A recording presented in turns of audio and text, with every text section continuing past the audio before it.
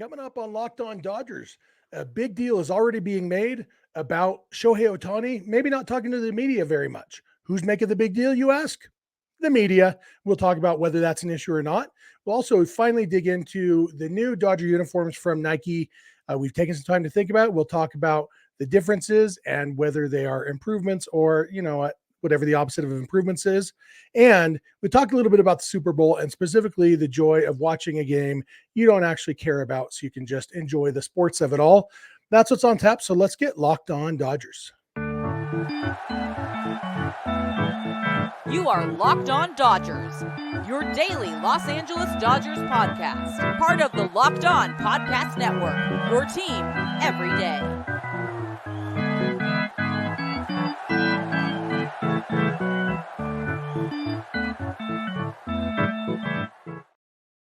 Hey, Dodger fans, this is Locked On Dodgers, part of the Locked On Podcast Network, your team every day. Thank you to our everydayers for making Locked On Dodgers your first listen every weekday morning. Remember, this show is free and available on all podcast platforms and on YouTube simply by searching for Locked On Dodgers. So please subscribe wherever you're watching or listening right now. My name is Jeff Snyder. My co-host is Vince Semperio, although it's just me today. Vince and I are both lifelong Dodger fans, just like a lot of you.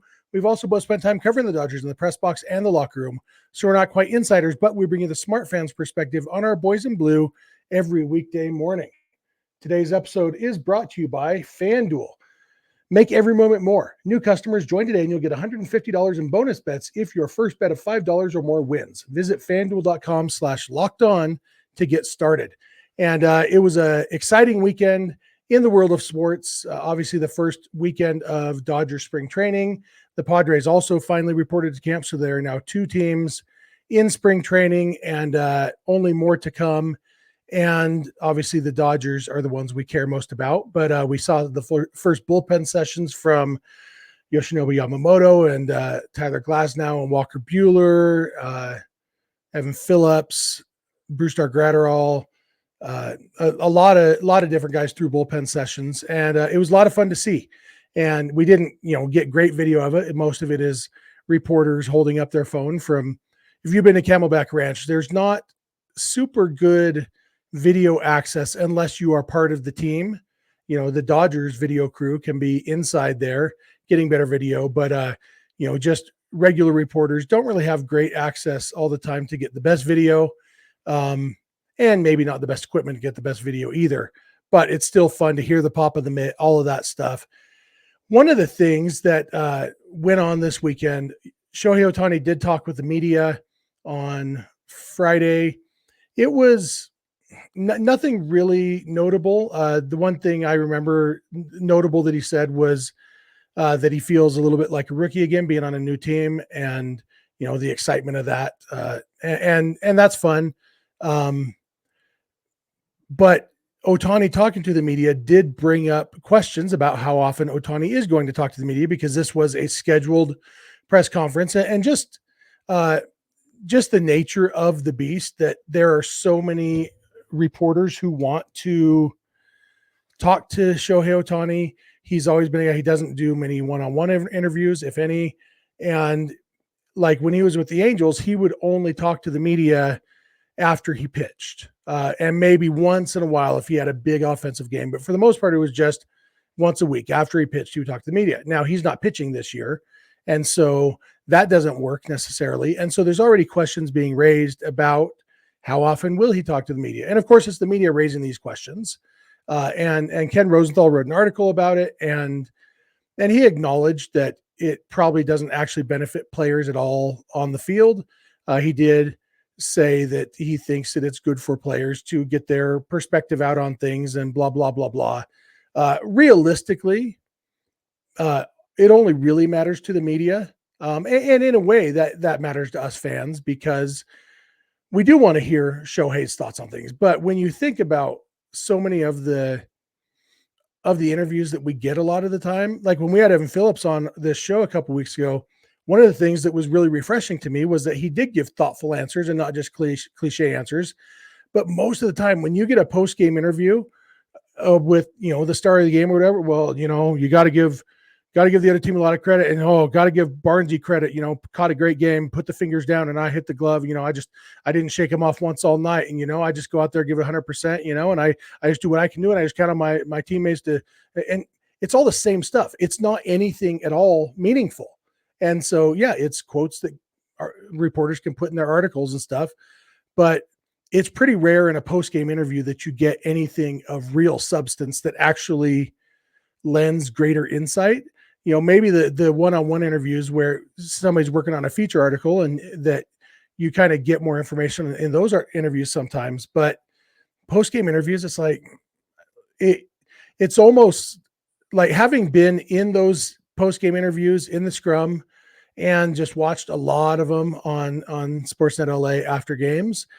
It's always, okay, let's ask the right questions so that Dave Roberts can give his sound bites. And then let's ask the right questions so that Clayton Kershaw can give his sound bites. And sometimes they're trying to get more information, and every once in a great while, the player will give it. But it's my opinion that I don't know that we as fans would even notice much of a difference if they just stopped doing post-game interviews altogether, except for the fact that we're used to having them televised on Sportsnet LA now. But as far as the actual game coverage, and especially what we know about a player, what we understand about a player's mindset or whatever, we don't get a lot of good information in those. And I'm not saying we should do away with them. I do enjoy them. I enjoy seeing my favorite players talk. And even when they're just spouting cliches, I like hearing those cliches. It's part of being a baseball fan. You like baseball cliches, And so I'm not saying do away with them, but I'm saying I don't know how big of an issue it is if Ohtani doesn't speak to the media very often. I do think it'll be interesting to see what arrangement they work out since he's not pitching. And so he will have to be more open to the media, and maybe it'll still be a once a week thing. Hey guys, I'm talking on Wednesdays after games, but that's it. Or, whatever it is, I assume that'll be okay. And Rosenthal asked Dave Roberts about it, and Roberts hinted that he's a little bit concerned about it. I don't know if it's actually concern or more kind of what I was saying, like, well, I'm interested to see how this works out, because obviously this wasn't news to the Dodgers. They knew Ohtani's media schedule and media proclivities when they signed him, and they signed him because he's a great baseball player, and that's what they signed him to be. And Roberts, don't know if he jokingly or not jokingly said, "Oh, just talk to Jason Hayward. He's a veteran. He can answer Shohei questions for you." And somebody asked Hayward about that, and he said, "Shohei can talk for Shohei." I saw some people getting a little bit uptight about that. If there's one thing we know about Dave Roberts, he knows how to manage a clubhouse. And if there's one thing we know about Jason Hayward, he's a leader. And so I don't think there's any ill will between those two right there. Like I said, I don't know if Roberts was joking or whatever, but the fact is, one way or another, this is going to work out just fine. It may not work out fine for the media the way they wish it was, because I'm sure they're hoping that the Dodgers say, no, you got to talk to the media after every game, just like everybody else. And the way they're going to try to push that agenda is to keep asking everybody else about Ohtani, hoping that Mookie and Freddie will go to management and say, Shohei's got to start talking to the media, or that they'll go to Shohei himself and say, you got to start talking to the media. But, maybe what they'll say is, hey, stop asking me about Shohei. He's going to talk to you when he talks to you. And that's fine. We'll see what happens, but I just don't see this being a big issue, because Ohtani is going to be such a big help on the field. And I do think he will adjust and be more flexible with his media availability. I'm interested in what it is, but I do think that maybe this is a case of the people who are most negatively impacted by it, feeling a need to write about it to not justify their existence. That's not the phrase I'm looking for, but you know what I'm saying. I think Ken Rosenthal is very good at some parts of his job. I think he has good connections. I think he's good at breaking news and reporting news. When it comes into baseball analysis or even people analysis, I don't think he's any better than anybody else, and worse than a lot of other people. So I continue to value Rosenthal's news breaking and news gathering skills, and everything else I take with multiple grains of salt. And I'd recommend the same for you, but we each have our own preferences there too. I'm going to come back in a minute. I'm going to talk about the Dodgers' new jerseys. A lot of people are upset about that, so we're going to dig into that. So thank you for making Locked On Dodgers your first listen, and please keep it Locked On Dodgers. Today's episode is brought to you by FanDuel. Get buckets with your first bet on FanDuel, America's #1 sportsbook, because right now new customers get $150 in bonus bets with any winning $5 bet. That's $150 if your bet wins. Imagine if you had bet on the Super Bowl, if you had bet on Juwan Jennings throwing the first touchdown pass of the Super Bowl. He's not even a quarterback. I bet you could have made some good money on that, but you don't even have to make a crazy bet like that. Just pick something you're super confident in. Bet $5, and if you win, you get $150 in bonus bets. You can bet on all your favorite NBA players and teams with quick bets, live same-game parlays, exclusive props, and more. Just visit FanDuel.com/lockedon and shoot your shot. FanDuel, official sportsbook partner of the NBA. Hey, I'm back. I want to thank you for making Locked On Dodgers your first listen every weekday morning. Especially want to thank our everydayers, those of you who are with us every weekday morning. If you're not an everydayer, it's easy to become one. Just watch or listen every weekday morning. It's right there in the name, everydayers. And we're going to be here with you every weekday morning, talking Dodgers, having a lot of fun. You can also become a Locked On Dodgers insider by going to joinsubtext.com/LockedOnDodgers. For just a few dollars a month, you can support us financially and get our text blasts when we're talking about news or rumors or whatever, our instant reactions. Plus, you can text back and forth with us. It's a lot of fun doing that. So go to joinsubtext.com/LockedOnDodgers and get your free 2-week trial. And we want to remind you about Locked On Sports Today and Locked On Sports Los Angeles, 2 24/7 streaming channels on YouTube from the Locked On Podcast Network, your team every day. They give you all the sports info you could want, whether it's LA focused or across the country.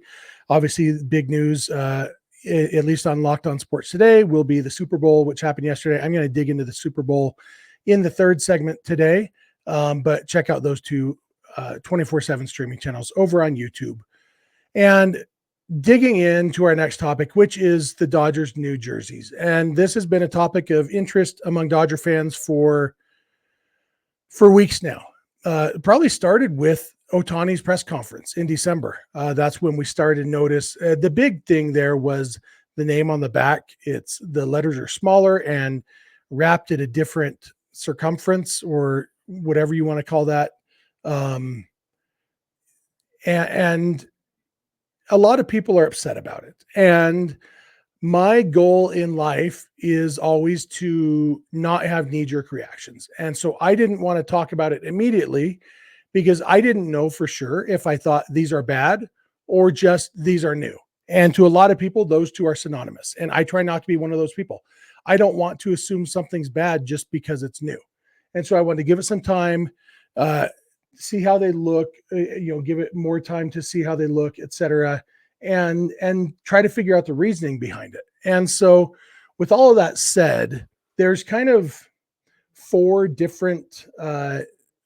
main differences here. You've got the white color has changed. It's not the bright white anymore. It's more of a slightly off-white. The numbers on the front, the red jersey numbers on the front are a little bit smaller. The names on the back are smaller and at the different wrap angle, like I mentioned. And maybe most noticeably, or at least one of the most noticeable, is the Dodgers script on the front of the jersey breaks. It's a two-piece jersey. You button it up. And for the last long time, the jersey broke between the O and the D in Dodgers. And so it's D-O break DGERS. And so it looked clean.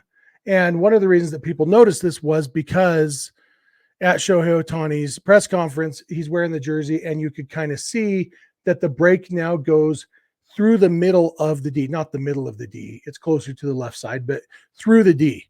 And so you have part of the D on the front. They call that a placket. I'm going to use that word. I don't like that word, but I think that's technically what it's called. So that's what I'm going to call it, the placket. So when you're buttoning up a jersey, you've got the left side the right side has the button, the left side has the button holes. And so the left side goes over the top of the right side. And so you have a lot of the D on the left side placket that goes over. And then you have a lot of the D on the right side underneath, and they overlap. And so you end up when the button's lined up, you hardly even notice when it's lined up, but it is easy to notice. I remember when Bartolo Colon was pitching for the Twins. Did Bartolo Colon pitch for the Twins? That's what I remember. Let's see if Bartolo Colon pitched for the Twins. I think he did near the end of his career. Yeah, in 2017. And he was pitching against the Dodgers. And I remember thinking, wow, whoever designed these jerseys didn't think about somebody of Bartolo Colon's girth wearing this jersey, because it stretched. And so you could see extras on the plackets behind. And so it looked like he played for the Minnesota Twins. Lots of extra lines in the cursive ends that made it look like M's. And so when a jersey stretches a little bit, which jerseys are athletic wear, people do a lot of athletic things in their jerseys, and so they do move differently at times. And so there will be a lot of times when it will be noticeable. And Shohei Ohtani was just standing there at his press conference, and it was noticeable at times that the placket went right through the D. So I guess with those four differences, I let's talk about the white first. I don't mind. It's different. But from what I've read, every team, their home white, I think all 30 teams now have the same home white, and it's just a slightly off white. And I think what that means is that the Giants won't have their like almost cream color anymore, that they're going to a uniform, slightly off white color for all home uniforms. I don't mind it. The bright white I like that the Dodgers have had, but it's not like they've had that nonstop throughout their history. And so for me, I feel like that one for me is just different, but not necessarily bad. And so as I gave it more thought, I was okay with that. And I came to terms with that one. I guess another difference is that the jersey numbers, the number on the front, and I think on the back too, the red number on the front and the blue number on the back have like almost perforations. Like you look in, it looks almost like a mesh material, like gym shorts. And those jersey numbers on the front are smaller. I don't love it, but that's another thing that they standardized across all teams. If you have jersey numbers on the front of your uniform, they are all, all front numbers are now 4 inches high. That's just a standardized thing. Back numbers are all 8 inches high now. I think the back numbers don't look much different height wise to me for the Dodgers. So maybe they were already 8 inches. But then the names on the back, all name on back lettering is now 2.5 inches high. I do think that is smaller than what the Dodgers had. And maybe for me, even more noticeable is the different angle. I don't mind the smaller names as much as I don't really like the different angle. And that's one that I've been trying to decide. Do I just dislike this because it's new, or do I actually dislike this? And I think I actually just dislike it. I think that the Dodgers, I think what I think is that this is a case of where I don't need all 30 teams to be uniform on this. Like they call them uniforms, but that's so that every player on a team is uniform, is wearing the same thing. I don't think that all the jerseys across the 30 teams in the league need to have the same height names. I think there should be some team say on that. And I think the Dodgers looked really good, and I liked their straighter. It wasn't quite straight, but it was less of a curve than what they have now. And yeah, I don't like this. I think it looks worse. And then finally the broken D on the placket. Yeah, I think it looks worse, but that one, I read the explanation for why they had to do it. The placket is actually narrower. It's about probably 1/2 inch narrower, which means that there's not as much fabric from the left side hanging over to the right side. And so the Dodgers would have had to either shift their entire name, Dodgers, a little bit to the whichever way, to the right, or have it break through the D. And the Dodgers, like the word Dodgers is centered really well on their jerseys. And so basically by having the placket break through the D, it preserves Dodgers looking the way it has in the right place, centered on the chest, all of that. And so it was a compromise they had to make because of the different style of jerseys. And I have a hard time being too upset about that. Maybe in a perfect world, they just don't change the style of jerseys. But when you change manufacturers, you're going to have little changes. So for me, really, it's the name on the back is the big issue. Everything else, I'm interested to see how the numbers look with the little perforations or mesh look or whatever in real life when they're actually playing on the field, if we even notice it. I haven't seen anything explaining why they did that. I don't know the reasoning for that. And so it could be something that there's no real reason for it and it goes away, or maybe there's a legitimate reason for it and we just haven't heard it yet. But I'm interested to see that. For me, the name thing though on the back, it looks weird. And honestly, like right now, I think you can honestly say that buying an aftermarket or even like, I think the replica jerseys look better right now. I was looking and like they have some differences. And so they're still, maybe it's the old manufacturer or whatever, but I think a replica jersey, in addition to being a lot cheaper, might actually look better these days. And so we'll see what happens. And the teams mess with uniforms all the time. This one, it's, the manufacturer messing with all 30 teams' uniforms. But, only time will tell if they change anything back, if they make tweaks. But I do think if there's things you really, really hate, keep making your voice heard because, Nike is a company that wants to make money. And if people don't buy these jerseys because of the way they look, guess what? They'll change them. If they were expecting to sell X million of Ohtani on the Dodger jerseys and they only sold half of that, they're going to take notice. So keep making your voices heard. For me, I just wanted to make sure that I actually had opinions before I spouted opinions. That's one of my main goals in life, is to only speak opinions when I have opinions. So anyway, with that said, I'm going to come back in a minute and I'm going to talk about the Super Bowl, watching that without a rooting interest, and how that is a kind of fun way to watch baseball or football or any sport sometimes. So thanks for making Locked On Dodgers your first listen every weekday morning, and please continue to keep it Locked On Dodgers. This episode is brought to you by eBay Motors. Passion, drive, and patience. What brings home the winning trophy is also what keeps your ride or die alive. eBay Motors has everything you need to maintain your vehicle and level it up to peak performance. From superchargers, roof racks, exhaust kits, LED headlights, and more. Whether you're into speed, power, or style, eBay Motors has got you covered. With over 122 million parts for your number one ride or die, you'll always find exactly what you're looking for. And with eBay Guaranteed Fit, your part is guaranteed to fit your ride every time or your money back. Because with eBay Motors, you're burning rubber, not cash. With all the parts you need and the prices you want, it's easy to turn your car into the MVP and bring home that win. Keep your ride or die alive at ebaymotors.com. Eligible items only. Exclusions apply. eBay Guaranteed Fit only available to U.S. customers.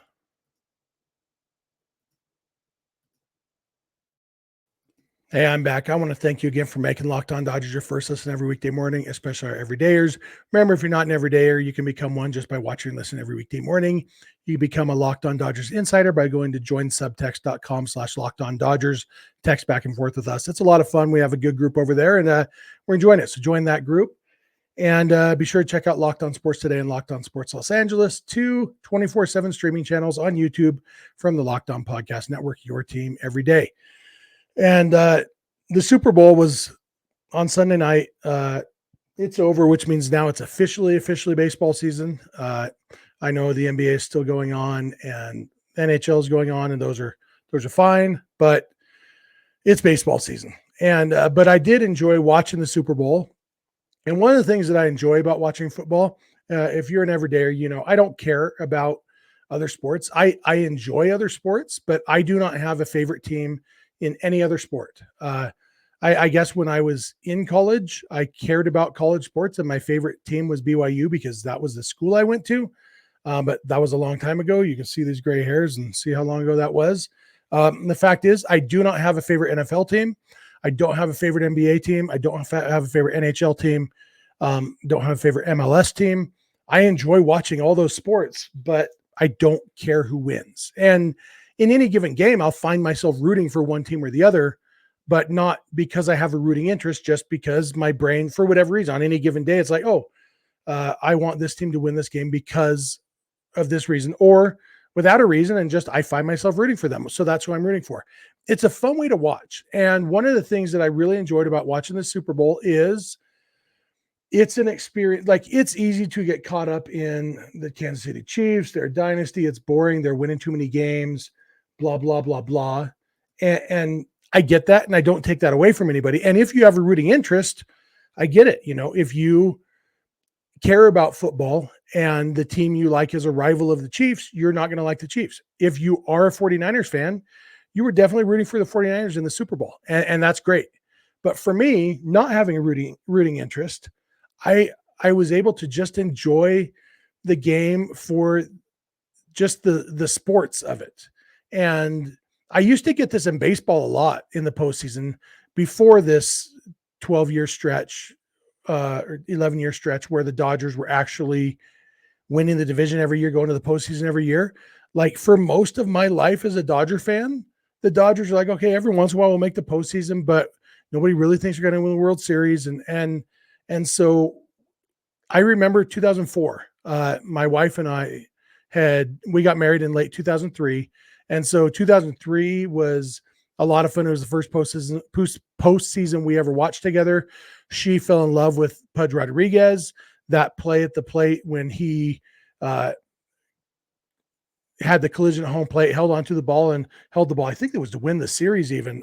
Like, she just loved Pudge Rodriguez and still loves him. Like, I remember when Derek Rodriguez, Pudge's son, was pitching for the Giants a couple years ago, and he was on the mound. I say, hey, Beth, can you tell whose son that is? And she's like, is that Pudge's son? Like, she loves Pudge because of that, and that was fun. That was our first. She wasn't a baseball fan before she married me, and the Dodgers weren't a part of that. And so we were able to just enjoy watching that postseason for that. And then 2004 was even more fun. We really got into the Red Sox postseason run. It was a lot of fun. We loved Johnny Damon. We had a lot of fun with that team. Like Dave Roberts, before he was the Dodgers manager, we were big Dave Roberts fans because we were rooting for the Red Sox in that World Series. And that was, obviously, I mean, in the ALCS to break the curse and all that stuff. And after the Red Sox won the ALCS, we were rooting for them against the Cardinals in the World Series, even though we really liked Albert Pujols.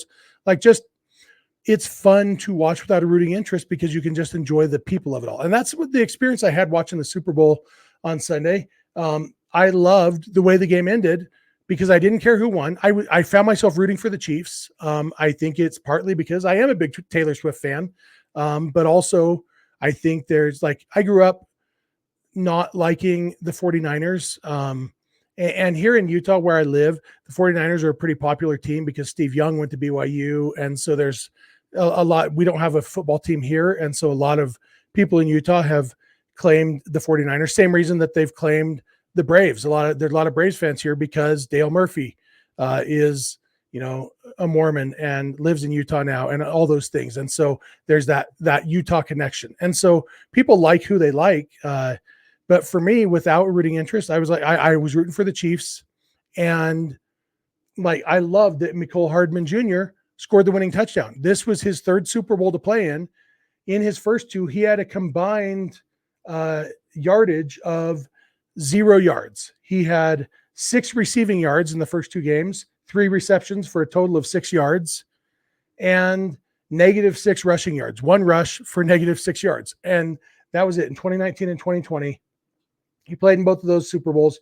He won, Super Bowl, whatever that is, 54, against the 49ers, lost to the Bucks in 2020. But he had never really had a moment. And in this game, he had 3 catches, 57 yards, I think. And he got to catch the game-winning touchdown. He ended a Super Bowl by scoring a touchdown. What a great moment for that kid. He's 25 years old. that's a moment he'll never forget. And yeah, the Chiefs, maybe you have Chiefs fatigue, but you can't have Mecole Hardman Jr. fatigue like that. What a great moment for him. And those are the things that we don't get to enjoy when we do have a rooting interest. And I enjoy having the rooting interest. Like I like rooting for the Dodgers in the postseason. But I like watching games that I don't have a rooting interest because I can just enjoy the personal aspects of it. And sometimes I can get that, like even during this 11-year stretch where we have the high expectations for the Dodgers. Even in 2017, honestly, like I was sad when the Dodgers lost the World Series. I cried at Dodger Stadium, but there was part of me that was like, well, I'm happy for the Astros. Like I was a big Jose Altuve fan. I was happy for a lot of these guys. That all changed when I found out they cheated to win. I'm no longer happy for them about that World Series, but in the moment, I mean, I could appreciate like, this is a big moment for these guys. And yeah, I wish it had been my team. This is a big moment for them. So it all came to mind when I saw Mecole Hardman Jr. score that game-winning touchdown. Like, what a great moment for that kid. He didn't win the Super Bowl MVP. He wasn't the big storyline. I mean, he had almost as big a game as Travis Kelce. He had, 19 yards per reception, where Kelce only had 10.3. Of course, Kelce had 3 times as many receptions. So Kelce still led the Chiefs in receiving yards, but Hardman just kind of had a quiet game, and then boom, because he's not the big star, everybody expected that pass to go to Kelce, but it went to Hardman, and he won the game for the Chiefs. And what a great moment for that kid. And because of that, like it made me appreciate being able to watch that game without caring who won, so that I could just be happy for him. And if the 49ers had won, I would have been so happy for Brock Purdy. Like, what a good story. And George Kittle, what a player. These guys, the Niners have a lot of fun players. And so either way, I was going to get to enjoy the personal aspect of somebody being really, really happy about winning. And yeah, Patrick Mahomes now has 3 Super Bowl. I keep almost saying World Series. My brain only cares about one thing, but Patrick Mahomes has 3 Super Bowl MVPs, but he's not tired of it. And it's fun for his family too.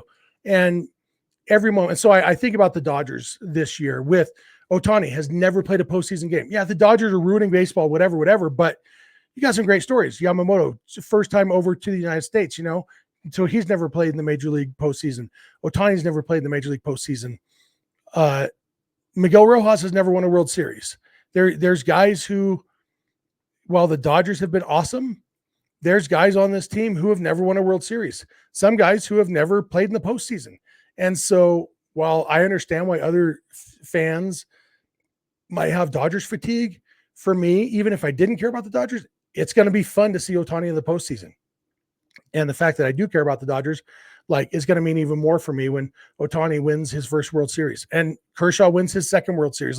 It's the people thing. That's why I love sports. And while I'm a Dodger fan, first and foremost, I do really enjoy watching sports with no rooting interest sometimes. So I'd love to hear if you guys have those same thoughts, similar thoughts, different thoughts. Let me know in the YouTube comment section, or if you're watching on the podcast, let me know through all the social media stuff. I'll give you all that contact info in a minute. That's going to do it for me for today.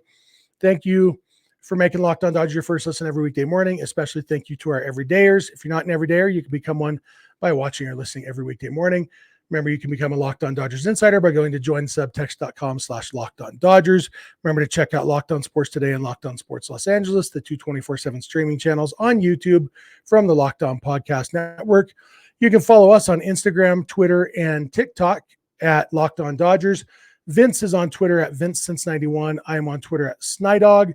Both of our DMs are open over there. You can also email us, lockedondodgers@gmail.com, or send us a voicemail or a text message to 323-863-LOCK5625.